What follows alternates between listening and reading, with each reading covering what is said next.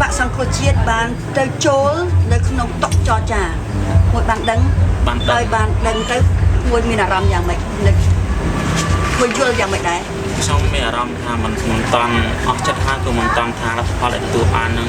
បានជ័យជំនះរហូតដល់ 50% ដែរគឺទៅបានតិចតួចមកចាបាទគឺបានថាជាជំហានមួយជាជំហានដំបូងដើម្បីឈានទៅរកដំណោះស្រាយធំមួយដែលធ្វើឲ្យថ្នាក់ណងកម្ពុជាជួបគ្នាបាទត្រូវហើយបងចង់យកឱកាសហ្នឹងដើម្បីមកជម្រាបមួយទាំងអស់គ្នាណាតែយើងត្រូវតែទៅចរចានេះកុំឲ្យបងប្អូនឮសូរពាក្យចរចាបងប្អូនថាអូគណៈបកសង្គ្រោះជាតិហ្នឹងលក់ខ្លួនណាមិនក៏ចាំបាច់ទៅចរចាមែនទេចាខ្ញុំអត់ជឿទេហ្នឹងហើយចំហរបស់យើងគឺនៅដដែលយើងទៀមទា3ចំណុចធំទី1ត្រូវឲ្យមានការស៊ើបអង្កេតនៃការបញ្ហាបោះឆ្នោតកន្លងមកទី2ត្រូវឲ្យមានការកែទម្រង់គោលជប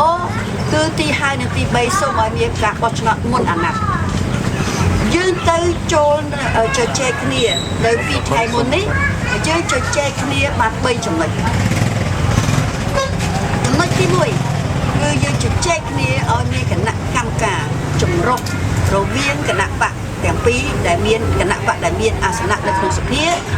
ដើម្បីចូលនៅក្នុងគណៈកម្មការចម្រុះហើយគឺជារឿងបច្ចេកទេសសុទ្ធសាធអត់មានរឿងនយោបាយទេត្រូវយើងដោះរឿងបច្ចេកទេសពីព្រោះបើសិនជាយើងចង់ស៊ើបអង្កេតរឿងហើយនៅយើងចង់ដូរគោលជបដើម្បីឈ្មោះទៅការបោះឆ្នោតមុនអាណត្តិលុះត្រាតែយើងដោះស្រាយបញ្ហាបច្ចេកទេសនឹងឯងបើយើងមិនដោះនៅតែគោលជបដដែលហើយបើសិនជាយើងមិនដោះរឿងបច្ចេកទេសទេយើងចង់របស់ឆ្នោតគោលជបដដែលគឺយើងនៅតែចាញ់ដល់គេនឹងតែលួចសន្លឹកឆ្នោតហើយគេថាយើងចាញ់ទៀតយើងជំងឺធំគឺជំងឺបច្ចេកទេសជំងឺធំគឺគោលជបដូច្នេះយើងត្រូវយកថ្នាំអីយកទៅដោះយើងត្រូវយកថ្នាំបច្ចេកទេសណាចាអញ្ចឹងសូមឲ្យបងប្អូនមេត្តា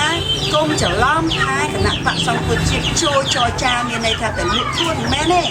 ទៅចរចាដើម្បីដែលបងប្អូនថាចង់ឲ្យដូរគោលជបណាក៏ចរចាអានេះរឿងហ្នឹងចំណុចទី2ដែលយើងបានជជែកគ្នាហើយគឺយើងត្រូវតែឲ្យមានអង្គការសង្គមស៊ីវិលយើងត្រូវឲ្យមានអ្នកឯកទេសយើងត្រូវតែមានអ្នកដែលបច្ចេកទេសទាំងប៉ុន្មានចូលរួមឲ្យមានធ្វើសិក្ខាសាលាថ្នាក់ជាតិ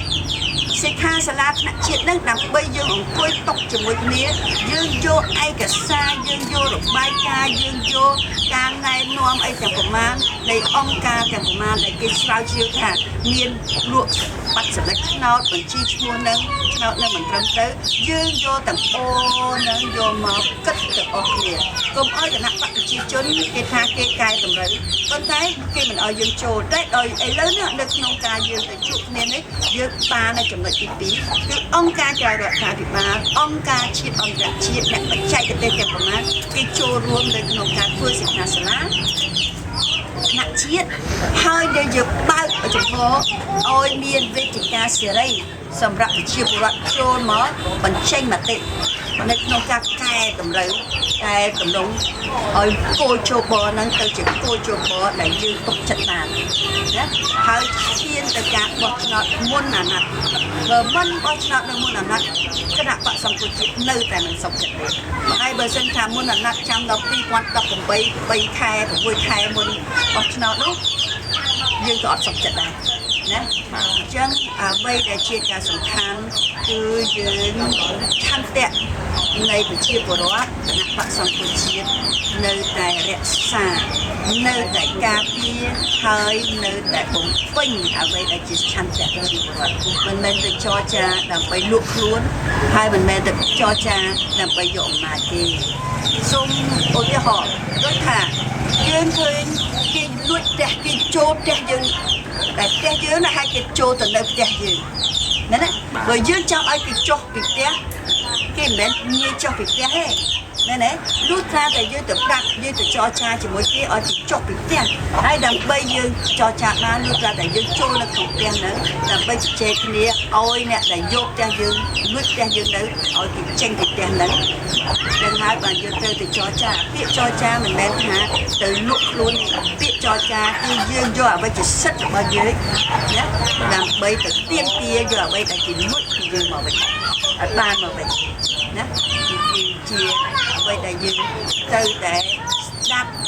ជជែកគ្នាមិនបាត់ទេឆន្